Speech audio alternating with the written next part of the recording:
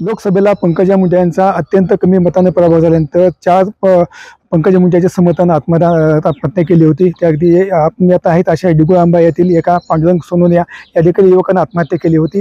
काल पंकजा मुंडे यांना विधानसभेत निवड झालेली आहे.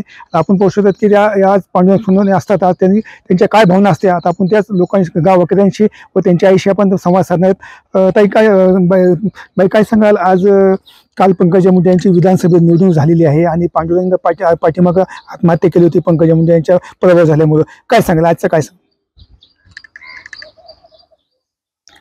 पांडुरंगला माझ्या वाटत होतं त्याला स्वतःची सख्खी बहीण होती, पण पंकजाताई एक बहीणच म्हणून त्यानं मानलेली होती. तिला जर ती जागा भेटली असती आज त्या टायमाला तर त्याला काय करावं काय नाही हे कळालं नसतं. आज बी जरी त्यांना ती जागा भेटली तरी त्याच्या आत्म्याला वाटत असेल की माझ्या ताईला माझ्या जी पाहिजे होती ती जागा भेटली, ते एका ह्याच्यात आनंदित असेल. आम्हाला जरी दुःख असलं तर त्याच्या आत्म्याला आनंद वाटत असेल. माझ्या गावासाठी काही सोय होईल वाटत असेल, माझ्या कार्यकर्त्याची काही सोय होईल, ते जे म्हणते ते त्यांच्या भावना पूर्ण करते. ताई त्याची एक बहीण गादीवर बसली असं त्याची. पांडुरंग गेल्यानंतर पंकजा मुंडे किंवा धनंजय मुंडे येथे त्यांनी आपल्याशी संवाद साधला होता. काय बोलणं झालं पंकजाताईशी तुमचं?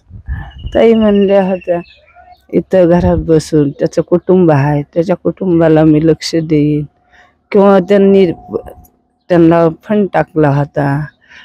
मी शिक्षणाचं पण त्यांना कोणत्या बी शाळेत टाका मी बघन. त्यांनी केले, त्यांचे कर्तव्य पूर्ण केले. त्यांनी कुठं चुकल्या नाही, तिथे येऊन भेट दिली, आम्हाला समजवलं. मी हाय म्हणलं तुम्हाला जधी बी टाईम पडेल तधी बी मला हाक मारल्यासारखे मारा. तसेच भाऊ पण म्हणले मुलाचं शिक्षण बघतो म्हणले. त्यांनी आले ते म्हणले मी 2.5 लाख मुलाच्या नावानं टाकतो. त्यांनी त्याचं जे होतं मनात ते केलं, पण आता जीवन कुणाला तरी आणता येत नाही, त्याचं जीवन गेलं म्हणायचं. दादा काय सांगाल आपल्याच गावातली एका युवकांना आत्महत्या केली होती पंकजा मुंडे यांचा प्रभाव झाले त्यांच्या जीवाला लागल्यामुळे. काल पंकजा मुंडे यांची विधानसभेत निवड झालेली आहे, ती आता आमदार झालेत. काय तुमच्या भावना असणार?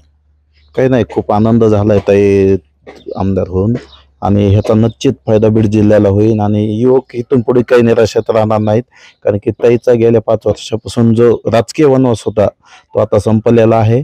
आणि खऱ्या अर्थानं जो आत्महत्या केले पांडुरंग आणि इतर लोकांनी त्यांना न्याय भेटला आता कुठेतरी, आणि श्रद्धांजलीच भारतीय जनता पार्टीनं दिली असं म्हणता येईल. तरी पण 4 लोकांचा जीव आपला गमावा लागलेला आहे.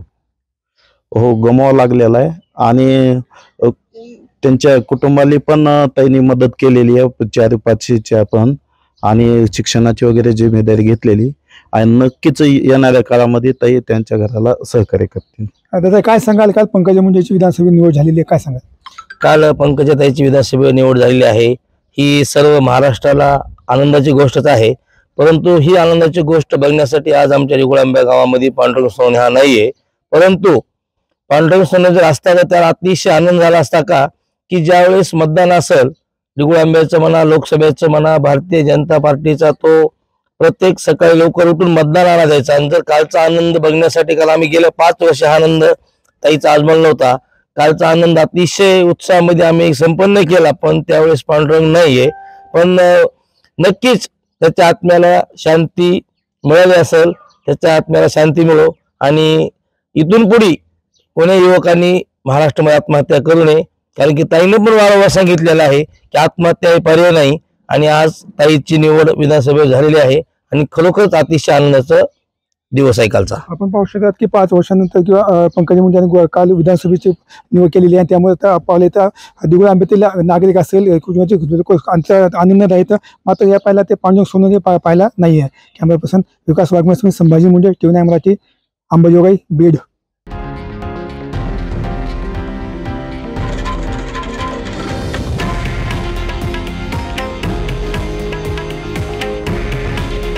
हे आहे देशातील नंबर 1 न्यूज नेटवर्क आणि आपण पाहत आहात TV9 मराठी.